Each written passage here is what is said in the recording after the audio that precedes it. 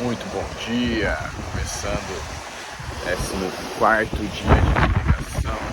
Fiz meu turno das 3 às 6 da manhã à noite, depois dormi mais um pouco.